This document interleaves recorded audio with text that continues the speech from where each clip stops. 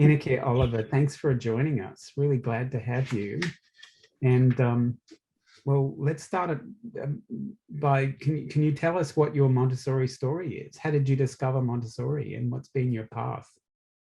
Oh, okay. Well, I mean, how much time have we got? So I'll keep it brief. So I didn't know anything about Montessori education, except I had the view that, unfortunately, quite a large proportion of our population still believes is that Montessori education was where the children did whatever they like and there was no discipline. But we were living in Singapore and I'd been a legal secretary, and with my husband and our own film production company, we moved to Singapore.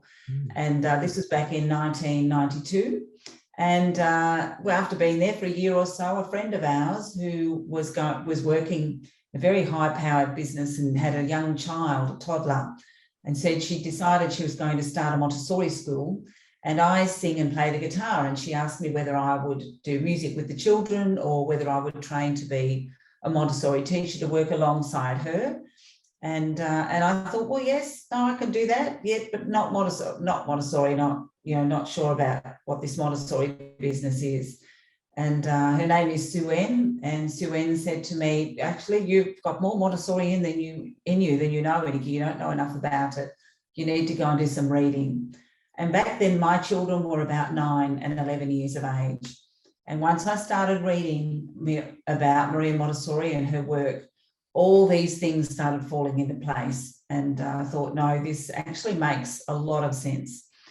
So the plan was that she would go off to London, do the course full-time for a year with London Montessori Centre. I would start doing it externally while living in Singapore. And when she came back, she would be my supervising teacher while I finished my qualification.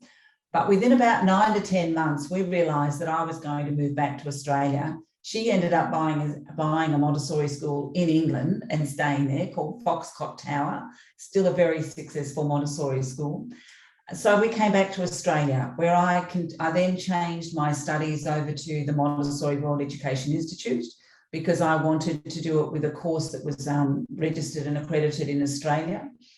And so I started doing that, and then thought, because I was in my late 30s, then thought, well, gee, no, I was one of those mums who'd come home with a headache from playgroup, and I just thought, am I going to be okay with these young children? I better go and see if I can actually handle being in the classroom with them. So I was very fortunate to get a job at the Beehive Montessori School, and I was there as a teacher assistant for about 18 months. Absolutely adored it, loved it, and it was just wonderful. I was very fortunate working with a couple of fantastic experienced teachers, Debbie McCarthy, and they are still, Debbie is still I believe, still at the Beehive Montessori School. And then after finishing 18 months as a teacher assistant, by then I had my Montessori teacher qualification. But back then you didn't have to have a teaching degree to be a teacher in an independent school. So I started applying for jobs as a teacher. My husband had stayed in Asia for another 3 years while I was back here with the children. And most of the jobs I went for said that they wanted me to have that qualification, and I could not afford to stop working to go off to university and do a few years at uni. But in the end, I thought I'd have to give it away. There was a period of about 6 weeks where I thought this is not going to work, until one of the schools I'd applied for, which was Perth Montessori School, it's now called Perth Individual. The principal there at the time, Marilyn, called me and said, Ineke, you haven't applied for this latest job we've advertised. And I said, no, because when I applied last time, you said you wanted the degree. And she said, well, will you do it? And I said, well, I probably could do it as long as I've got a year in the classroom first, and then I would do it part-time and externally, which I did. So for a period of 5 years, I did the Montessori. I did my Bachelor of Education degree whilst working full-time and part-time and externally through Murdoch University. So had been given some credits for the diploma that I'd done. So I was very proud that years later I came out with this degree, my very first university degree, first one in my family to have a university degree. So it was a real achievement for me, very proud of myself, as well as the work I was doing at Perth Montessori School. Whilst there, after 5 years in the children's house, I then transitioned with my class up to the 6 to 9 classroom. They needed someone in there, and I felt like I needed a new challenge. So I taught in the 6 to 9 cycle for 3 years, and then a position came up as Director of Teaching and Learning, which I could see Helen on the screen. Helen will remember I had an affectionate term being called the DOTL, the Director of Teaching and Learning, which is a bit like an assistant principal, deputy principal. And I did that job for about 2 years. And then a position came up advertised at Riverlands Montessori School for principal. And I was already feeling that I wanted to move on to something else. And at the same time, the position came up for the National Director of Montessori World Education Institute, MWEI. So for a while there, I was doing both roles. The Riverlands role was part-time. I don't know how they thought I was going to run a school and be principal part-time, but we did try it for a little while. But when it worked out that it was, 3 or 4 days with the school and then 3 or 4 days with MWEI, clearly that doesn't add up to just 1 week. So after about 18 months, I was working full-time at the school and had to make the tough decision of letting MWEI go, but ended up being on the board in the end, as you do. So, and throughout that time, I worked also as a trainer with them and doing that as well. So I stayed at Riverlands. I was there for 11 years as the principal, fabulous Montessori school. And I left there at the end of 2018, which is when I finished working full-time. So since then, I haven't had much to do with Montessori except for being on the board of MWEI for a little while longer. But I resigned from there about almost a year ago now, I think. I'm doing a lot of things now with Rotary, so that was taking a lot of my time. So that's my Montessori story in a nutshell, except that I have a 12-year-old grandson who came through the Montessori system from when he was 3 right up until got to about year 5, and then he left not long after I left the school. So the one thing I will say with my Montessori education and training as a grandparent, it is an absolute joy to have the time to really be able to observe your grandchildren. When you're a parent, you just don't have the time. But as a grandparent, I can dedicate that time while I've got them. And it's just wonderful to see it in action and see what's happening. Mm. So that's how I got into Montessori education. I was a late bloomer with it, really. Mm. Well, I'd love to come back to your work with Rotary later, but I wanted to ask you, tell us about your uni degree. Do you think it added to your Montessori training in significant ways, or was it a formality that you needed to do to be able to teach?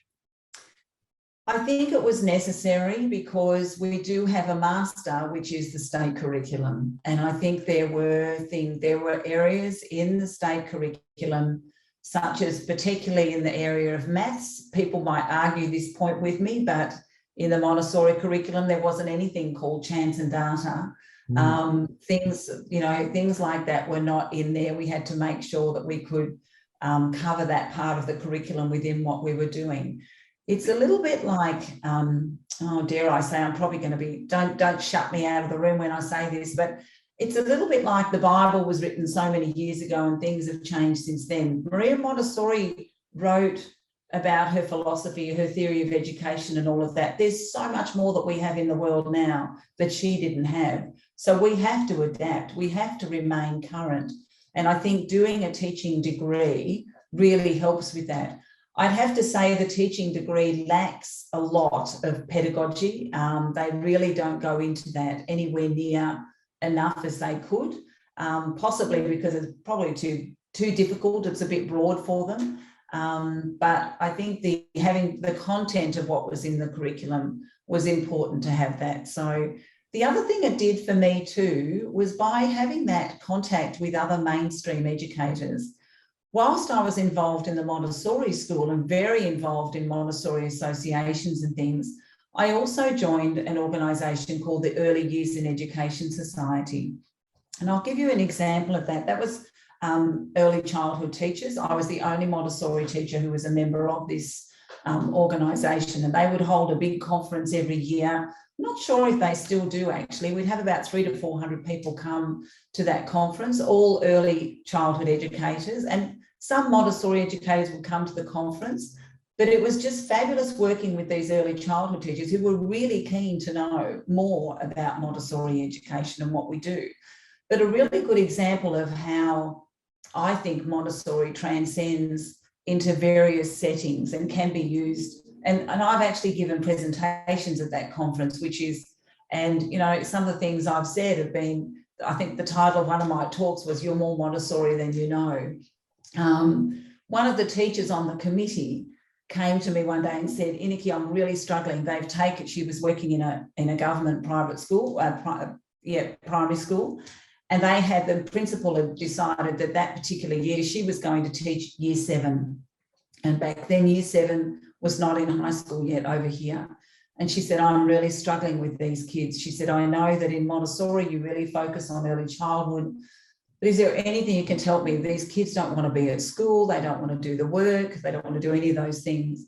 So we sat down and we talked it through. And so I suggested to her, I said, "Okay, how about at the beginning of the week, you sit down with them and you say, all right, listen, everyone, this is what we have to get through this week. We have to have these maths tests. We have to have these lessons. We have to get through this and we have to get through this. But I'd really like to do some work with you. I'd really like to get you to do some investigative stuff yourself on things that you're interested in, but we've got to get this other stuff done first. So how about we talk about when you'd like to do it? When do you want to do that? First thing in the morning? Would you rather do it after lunch?" Yeah, I said, give them ownership over the timetable. Let them know what they're doing. When we met together a month later, she said, they won't go out for playtime. They want to get their work done so they can do the project work in the afternoon, which is inquiry learning, which is discovering stuff, which is following their own interests. So that whole notion of giving the children, in the early years framework, they call it giving them agency. We call it helping them be independent and responsible learners. It can work in any setting, a lot of those things. So, yeah. Well, it's good to hear you say that. Do you think that there were holes in the Montessori curriculum? Because I think, from my reading, Dr. Montessori was not interested in the ossification of her pedagogy, of her program. She really believed that it wasn't about her or her. It was about scientific investigation of what children respond to, right? And that was an ongoing thing. And she did, after all, die 70 years ago. So as you say, there's, the world has moved on.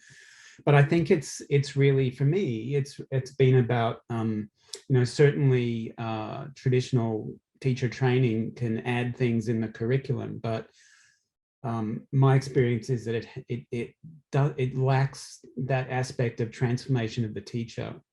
yeah. And that's what's really critical in Montessori, creating an adult who becomes the servant of the child rather than somebody who goes into a classroom viewing the child as the servant of the adult or the servant of the schedule.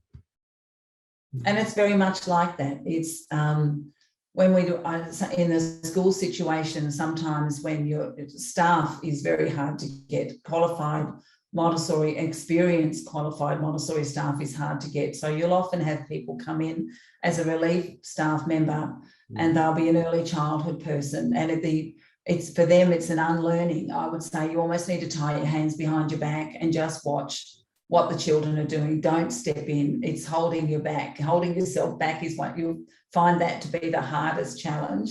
Not stepping in to help immediately when you see a child struggling with something, giving them a chance to have a go themselves, not feeling that you really must go and introduce yourself to every child at various times of the day. Just let them go.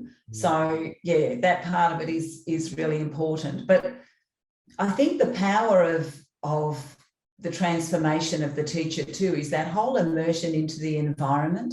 The environment is so important in the classroom. So one of the things that I think is vital for any person becoming a teacher is those hours of observation, of sitting in the class, just being there in the room. So many times, and I'm sure I'm not the only one who's had this many times, where parents come to do an observation, and particularly if they're prospective parents, they don't even know any of the children in the classroom, and they will come out of sitting in a children's house classroom for only an hour and be almost in tears and saying they could just feel the atmosphere in the room.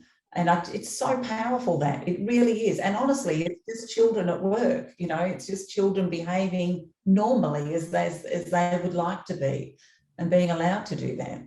I didn't realize children could be so self-motivated and active. Absolutely. So what have you most loved about being a Montessori educator in all your years?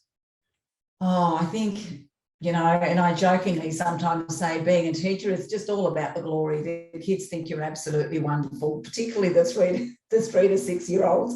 I'll say that. But it is actually about knowing you make a difference in someone's life. It's going to a school graduation where there's someone who's graduated, and this happened to me, it's happened more than one occasion, but there's one in particular, a young girl who was graduating from primary school to go into high school, and I taught her in Children's House and then again in the 6 to 9 class. And when she stood up to give her talk to everybody, she said there was a teacher that I had, and she said she's here, and she said that there was a maths situation she was in, and she was really struggling with it and really worried about not being able to understand it.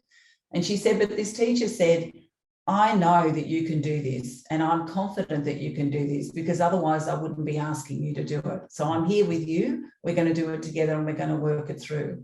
And she said she's never forgotten that. And I felt really proud of myself, thinking this is just wonderful, isn't it? We don't realise how much we touch people's lives. And it's the same for any teacher who touches the life of a child in what you do. You have no idea the impact that you're having, but it's wonderful, really, to know that we have that positive impact. It has a double-sided, there's a double-edged sword to that, though, too. It's heartbreaking when you know that if this child is actually having to leave the school for various reasons, you feel that there's a missed opportunity. That can be hard too, but it is that legacy of affecting children's lives and knowing that you had a hand in making a positive change. Yeah. You know, and the affection that you get back. I went into a coffee shop, and it's I'll never forget. And again, it's connected with Helen. Helen and I used to teach together at Perth Montessori School, but it's actually her nephew, Josh. And I walked into a coffee shop, and Josh, I taught him in Children's House, hadn't seen him for years and years. And then there he was working in this shop, and I didn't recognise him at all. And I had just walked in, and there's this very smart looking young man in a suit. And I walked in, and he said, it's you, isn't it? It's Ineke. And I said, yes, it's Ineke. And he's face to face at my height, and I'm thinking, that's not. And then suddenly his arms are wrapped around me. It's so wonderful to see you, you know. I mean, it's just fabulous to have that. It really is. It's you get a lot out of this. It's really wonderful. I'd have to agree. It's that personal connection. Yeah, I still have students who sought me out on Facebook and are Facebook friends, and they're in their 30s now. And I taught them when they were 6. And, you know, every time I look at their Facebook feed, you know, I think I knew you when you were.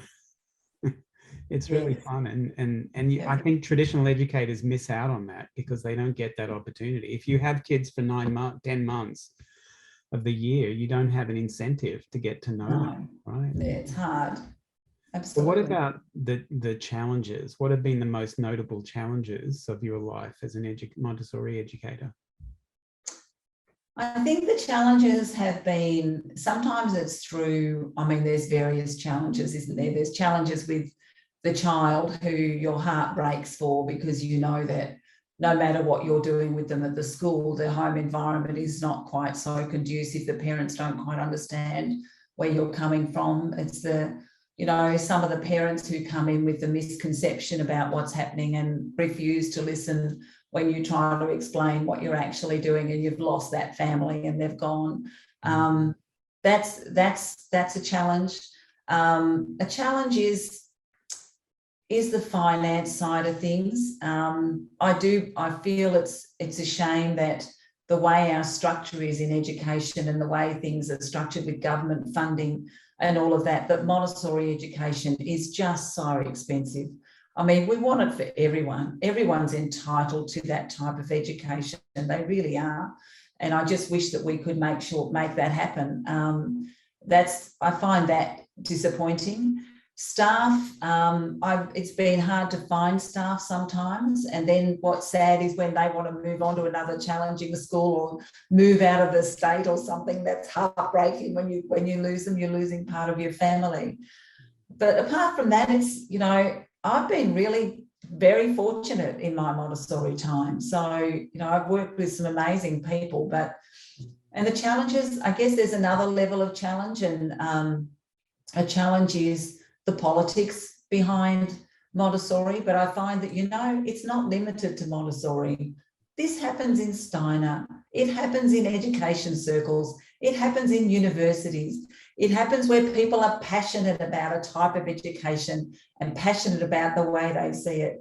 So there's going to be times like that. But when trust is broken between organisations, and we went through some tough times a few years ago, didn't we, Hani and Liz? You'll remember that, and Helen knows all that sort of stuff too. So I'm hoping things have moved on since then. But at the core of it, we've got Montessori educators everywhere. We have much more in common than we have differences. And that's what needs to be focused on more than anything else.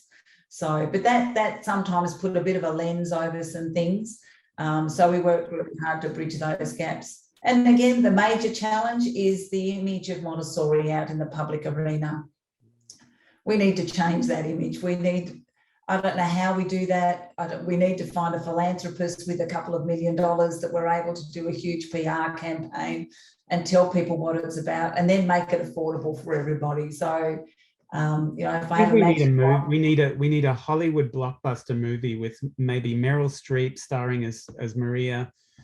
You know, that will just, because her story is just irresistible, right? But there's never been a major movie made about Montessori's life. You know, you've got the King's Speech. When the King's Speech came out, I was in the US, and I was working with the AMS, and I had them send a letter to Harvey Weinstein when before we knew that he was a bad man, yes, a bad guy, and then to suggest this, right? And there was an Italian mini series about Maria's life that wasn't even English subtitled. It was just available in Italian or Spanish. So we sent a copy of that with a suggestion. You know, why don't you think about maybe, you know, it's a much better story than King Edward's speechwriter, you know. Yes. But it was sent back unopened, you know, with a letter saying, sorry, we don't take unsolicited suggestions. And I think there's been this move to, at least in America when I was there, to try and find somebody who was friendly to Montessori involved in Hollywood, but there's such a wall around them that you just can't reach people who are in that inner circle, who have access to the big producers. So sure, there are lots of movies about Montessori, lots of documentaries, but no big blockbusters that we really need to break through to the big time, where everybody knows who Montessori is and, you know, what her story was. That's, I think, would be the... But it's also the testimonials of the current people of the day who, I mean, when I was in the school, I was constantly referring to that list of people like the Google boys and, you know, the people who went through Montessori education, who actually accredited their success with their Montessori education and the way they looked at things. They're powerful testimonials, those. I did have to usually admit that there was probably some terrible people in history that also went to Montessori, but we don't talk about those. So we just... but yeah, having those current day testimonials of successful people, that makes a difference as well. Yeah. Yeah, it does. Sometimes they're a bit shy about saying that, though. I think the Google boys have said it, but they don't say it too often enough and too loudly enough. Yeah, well, it's their YouTube footage on that's probably a little bit old now, but yes. Yeah. So do you have any advice for educational decision makers, particularly in the Montessori world?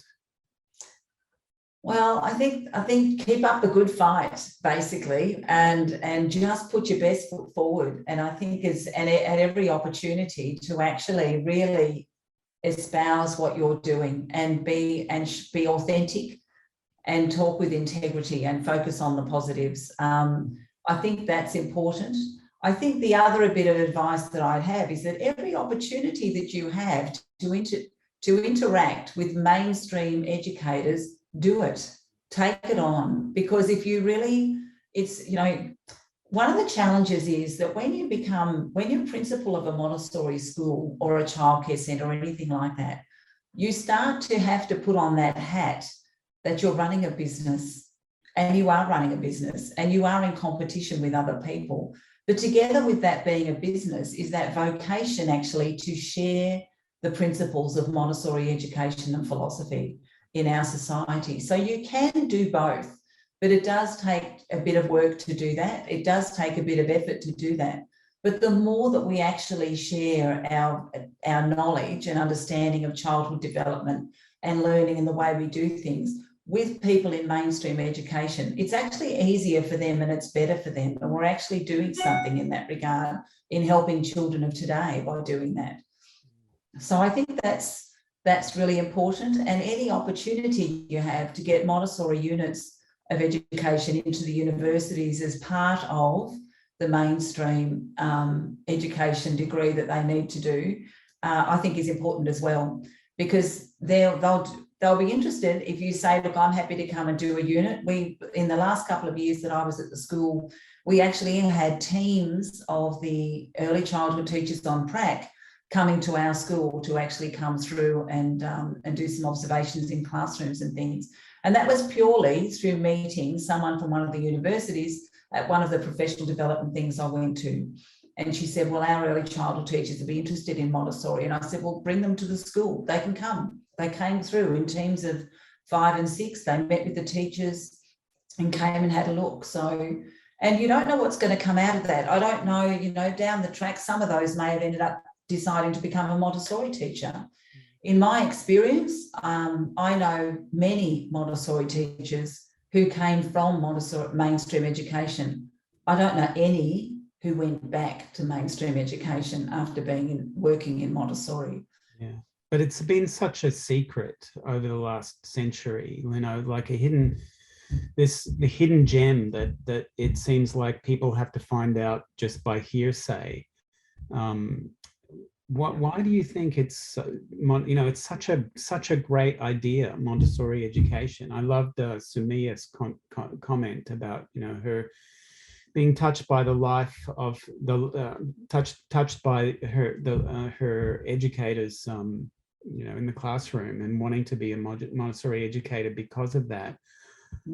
If it's such a great system, why does Montessori still serve only 0.012% of children in Australia? Why are only 0.5% of schools in Australia Montessori after 115 years since the first Montessori public school in Sydney? Why is it still not the force for change? There's no easy answer to that, because in some cases, it's because some of the schools, now in our school, we had it that the children, they started on their 3rd birthday. From when they turned 3, they were able to start. And we insisted on 5 days, 5 mornings. They needed to come for 5 mornings. Whereas some were saying, well, no, let them just come for 2 or 3 days. And then the local schools around us, the other private schools around, started admitting 3-year-olds, but only for 2 days a week. And parents found that a lot easier. My theory was that parents might bring their children at 3, but they don't always really get what Montessori is about until they've been there for 6 months, at least 6 to 9 months. But you've got to get them to come and stay for that time. So if you don't get them in the door, you're not going to get them in to actually get them to understand what it's about. So when you've got that competition happening with other schools and things, they're looking for childcare and all of that. They can go and find somewhere else that's, number one, cheaper, and number two, doesn't seem so difficult. It's unfortunate that, you know, the public sees it as going to school, and so who would send their 3-year-old to school for 5 mornings a week? It just seems like you're really working the child hard. Again, it's an education program that's needed, because they don't know enough about what goes on in that Montessori environment. So you talked about rigidity, perhaps as one reason, you know, Montessori schools insisting on 5 days, or And you talked about sort of lack of exposure, lack of Montessorians not getting out there in the general, to the public, to educate the general public about how Montessori works, and just waiting for people to come to us and hear about us. You mentioned the cost as a factor as well. And you mentioned politics too. Could you say a bit more about that? How does the politics of Montessori get in the way?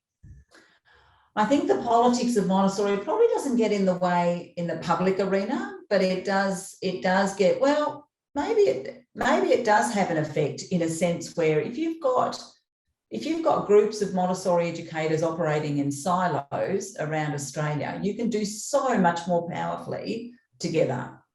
If all the schools were joined together, you know, you would get a whole lot more accomplished just through the strength of having that. But that comes with trust, that comes with, you know, there's a whole lot of things to be, and unfortunately with any organisation, whether it be a church, whether it be a faith-based group, whether it be a sporting club, when there's been an upset, it takes a while for trust to come back in and for people to come back in together to do things. And unfortunately, it does come down to money as well. So, you know, there does need to be money to put together that public image campaign that you can have across everywhere. The other major thing that you have going against Montessori, unfortunately, is we've never patented the name. There are many Montessori places out there, and it's now creeping in here. I saw it in Singapore years ago, and it was really sad because there's a lot of Montessori childcare centres who would not have one Montessori trained person there, and there's no one to stop them from saying they are a Montessori childcare centre. So people, young parents, when they're new parents, when they're pregnant, they do a lot of reading. They might come across some Montessori things and think it's great. Then they go to a childcare centre which says it's a Montessori childcare centre. There's not a piece of Montessori equipment in it. They don't really see the extra attention that the children are getting. Do you think they're going to go and spend $10,000 a year then to go to a Montessori school? They won't even look at it. Why would you spend the extra? So it's a bit of an issue, and I don't know if anybody's ever, well, you couldn't. I think it'd be too hard now. It's like closing the door after the horse has bolted to try and patent the name now. But maybe accreditation is a way to go, is a way to, you know, if there can be a system of accreditation and programs that's widely recognized, and some education to the public about what that means, and to look for this logo because it means that you're you know, quality assured kind of thing. We did have that. We had that with MAF. We had the accreditation program, and our school was part of that, and we're very proud we're able to say that we were an accredited Montessori place. But if you're not a Montessori person and you know nothing about Montessori or anything, it doesn't mean anything to you. It's like saying, well, I'm an accredited Catholic school, as opposed to that school that's not an accredited Catholic school. They still just see it as a Catholic school. That doesn't really mean, it means a lot to us in the industry, but it doesn't really necessarily mean anything to them. So I think it would affect some people, but not a lot of people. There's no real easy answer. As I say, it's different in different areas. The other thing that didn't help Riverlands, and some of you might know that Riverlands is actually closed now. The school closed 2 years after I left for a variety of reasons. However, one of those was that the school, the last few years I was there, it was a real struggle because the demographics of where we were located, I think I might have been lucky to have one doctor as a parent. I've had a couple of accountants, maybe a couple of lawyers. A lot of our parents were fly in, fly out, both parents working, and the fees had to keep going up, and no one was getting rich. We had only just managed to pay the teachers the same as what their mainstream counterparts were getting paid to meet the budget, and our fees were up to $8,000 to $10,000, I think $8,000 a year, and that was back in 2018. So for a lot of these schools, it's become elitist for a lot of them, and we don't want to be like that either. Yeah, there was an article in what was that magazine in the US that ran an article basically saying Montessori was a What was that one, Alex? Do you remember? Was it the Times, the New York Times? The Times, who said that Yeah, Montessori was basically it's a good article. educational method, and that it had started in the slums of Rome, in the public schools, but it had basically ended up as a boutique method for rich children. And I got to say, I really couldn't argue with it was written by a parent who was rather angry that her child wasn't able to get a Montessori education. But would you say that the lack of focus on public schools, Montessori in public schools, has contributed to the lack of availability of Montessori? Because really independent schools, they're really focused on their own communities, and they're not focused on expanding Montessori beyond their own footprint. Once they're full, that's their mission over, Well, that's what's hard about it, Mark. As I was saying, independent schools, you're running a business. Yeah. You have to keep that business going. So it's not like you don't want it to go anywhere else, but it does become competition. So if you look at it from the perspective that where Riverlands was, here we were running a Montessori program. If a new government school, which was opening nearby, if that government school opening nearby was going to run a Montessori stream as well, that would really harm us financially as a school and make us not quite so viable. So how do you do that? How do you support both at the same time? And the reason it's become elitist is purely because of cost, not for any other reason except for that. People don't go into it for that reason. But there are some people, the Catholic school that's taken over where Riverlands was, they've already been, I believe the school is opening again next year. But they have had people come over to Melbourne and actually come and have a look at the schools that are doing mainstream and Montessori together, and they're really committed to actually trying to do that at the same time, which I think would be fabulous to at least give it a go. So I know that I've heard that argument that public Montessori and independent Montessori can be competitors, but I think the evidence in the US is actually that they can lift all boats. Public Montessori can actually benefit private Montessori because it brings greater awareness to Montessori among the general community. And there will always be parents who want a private school, private Montessori education for their children. So it can actually do benefit. Yeah. No, that's true.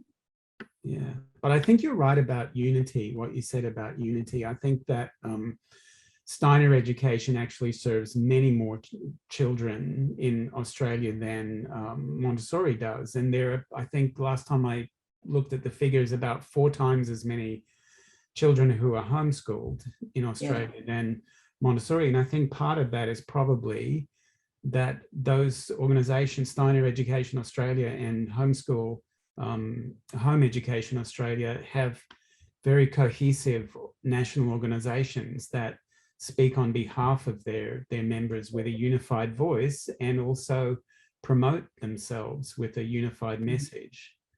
Yeah, I agree. That's really important that we unify and have a single message and a single voice that can go to policymakers. Yeah. So is there a book that you think all educators should read? The Secret of Childhood. Yeah. Absolutely. It's very easy to read. It's easy to understand. It's very clear and it explains it beautifully. Yeah. And you know what? I don't have my copy anymore. I've had so many copies over the years and I've given them all away to people. But yes, The Secret of Childhood is the one that I think all should read. Yeah, absolutely. Yes. Now, nobody should start by reading the Montessori method, which is what I started reading.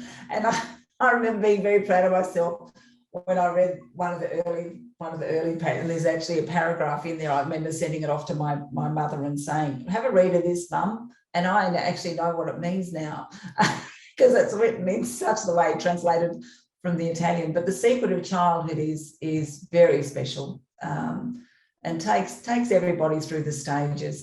It's very, very good. But there's some other books that have come out since then that are very good. I have 3 grandchildren, and each one of them both in 2 different families, and so both sets of parents have a copy of How to Raise an Amazing Child by Tim Selden. I've been very fortunate to have done a few. I know Tim, I haven't seen him for a very long time now, but I've done a few courses with Tim over the years, as with Harney and Liz. That's how we met, wasn't it? And that's a fabulous mainstream book. And you, at one stage, you could buy that at Target. It was actually on the shelves. And I love the way that that's written as well, making it easy for people to see and to have a look at. So that's an easy one to give to people who are new parents, you know, wanting to pick something up quickly and read it and have a look at it. So speaking of secrets, have you figured out the work-play balance? Well, I think that's eluded so many Montessorians over the years, maybe even, you know, mainstream educators as well. But it's something that seems to plague me in my life as a Montessorian, how to divide, you know, home life and work life. Have you figured I think there's a couple of principles that I've always lived by, and I've lived by it for my staff as well, for all of them. Family comes first. Always, no matter what, family comes first. And for some people who work for me, for all of them who work for me, if that's the family dog that's sick, yes, you shouldn't be at school. You need to be home with the dog because you can't concentrate on what you're doing anyway. Family comes first.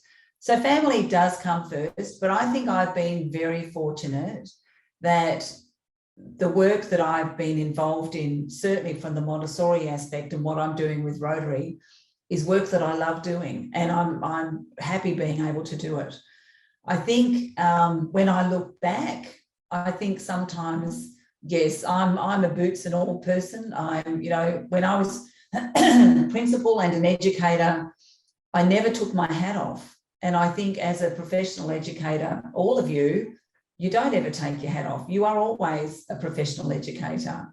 So you will always need to behave yourself. You'll never be able to do something that's completely scurrilous and get away with it. But you are at the heart of it an educator, and you always will be. So but putting your hours into what's needed to be done, yeah, there's probably times when I did work a lot more hours than most other people would do. But for me, I came across a term at some stage, and it was a workophile. Not a workaholic. A workaholic works for the sake of working and constantly doing it. A workophile does work long hours, but it's because they really love what they're doing. So for me, I honestly think that I've really enjoyed the work that I've done. I've been very fortunate in the positions I've had to be able to do that. And also I've been very fortunate that I've got wonderful staff. I've had wonderful staff around me. The teachers I've worked with, the admin staff that I've had, they've all been fabulous, and that really helps. And I think that's something as educators, we do need to, though, be able to say, okay, I need to take the time out and just not do anything for a while. The other thing that's helped me a great deal is that I have the most wonderful man in my life. He's my husband of 46 years. We've been together nearly 48 years.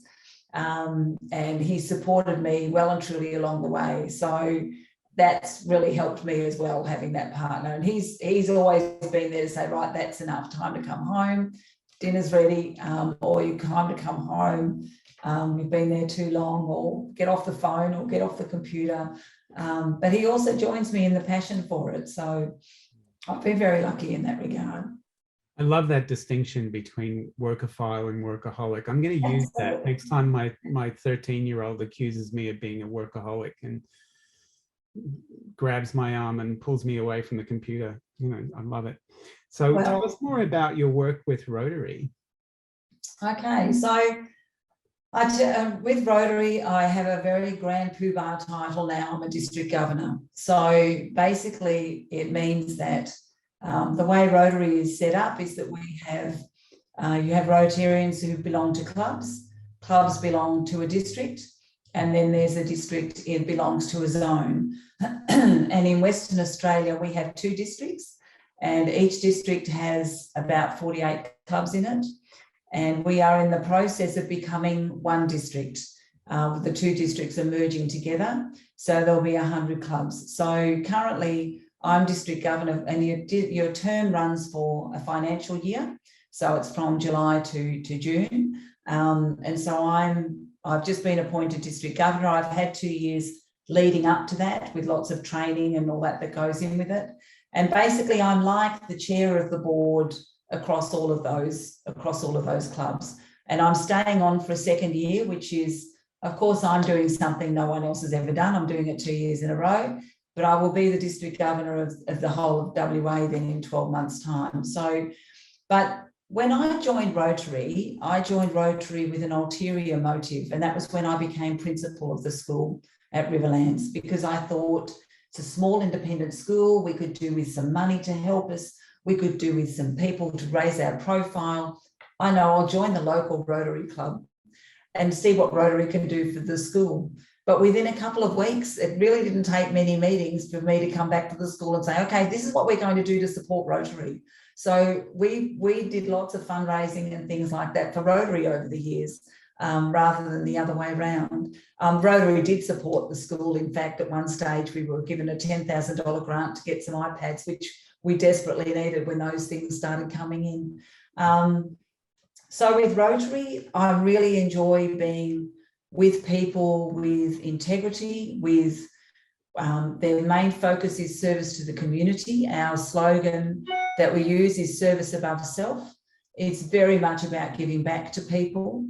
There's something called the 4-way test that Rotarians live by, and I used to have this poster in my office, and many a parent would come in and see it on there. And it was a 4-way test that I think fits beautifully in anything to do with Montessori or anything in life. And the first part of that test is it true? And the second part is it fair to all concerned? And the third part is, will it build community? And the fourth part is, will it build friendships? And if you look at that 4-way test over everything that we do, it really makes a difference.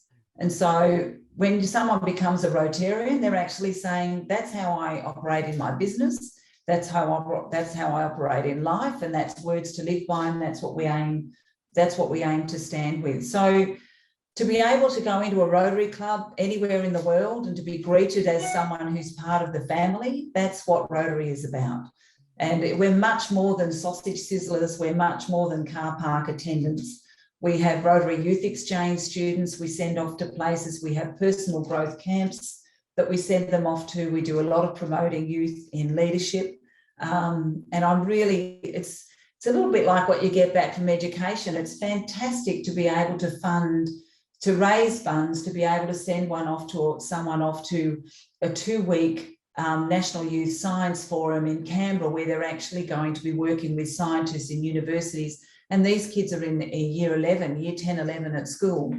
And they come back absolutely on fire and really thrilled with what they're doing, and have much more of an idea of what they want to do in education later on. And a lot of the support that Rotary gives to schools is the schools who are government schools, and they're really looking at helping people wherever they can. But we do projects like, something called Socks in the City, where we encourage clubs to collect socks, and they have to be particular kind of strength of socks, and they are given to the homeless people, because research shows a lot of them, particularly in the wintertime, have terrible feet problems.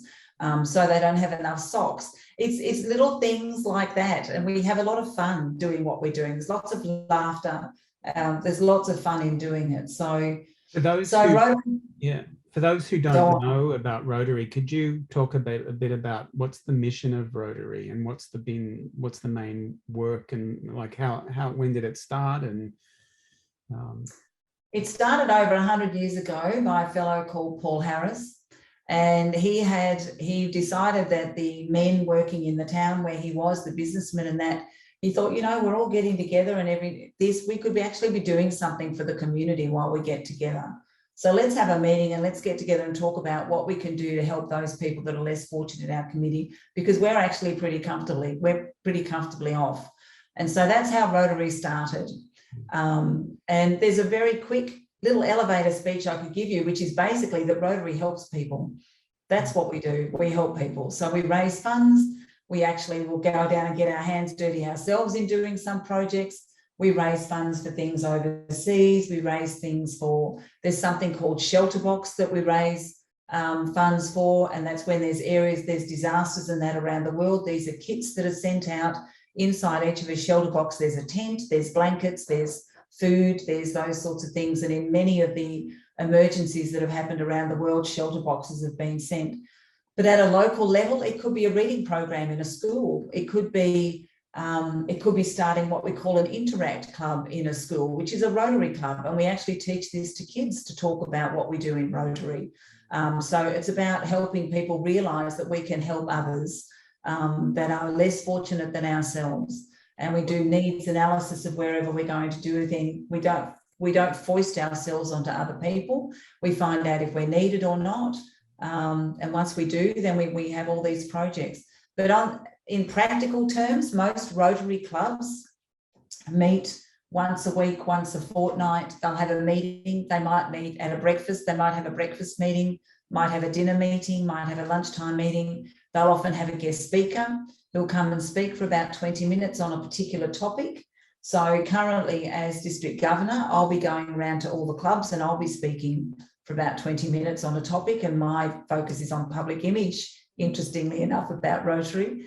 I was saying to Mark earlier that Rotary is a bit like Montessori. You mentioned Rotary to people and their image comes up of old men standing in car parks and collecting money for people coming in, or sausage sizzlers, things like that. And we're much more than that. So we need to tell people what Rotary is about. It's a little bit like Montessori in that way. Yeah. But I'd say it's probably a much bigger organisation and more well-known than Montessori. Absolutely. Do you think that there are things that Montessori could learn from how Rotary is run and how it's organised?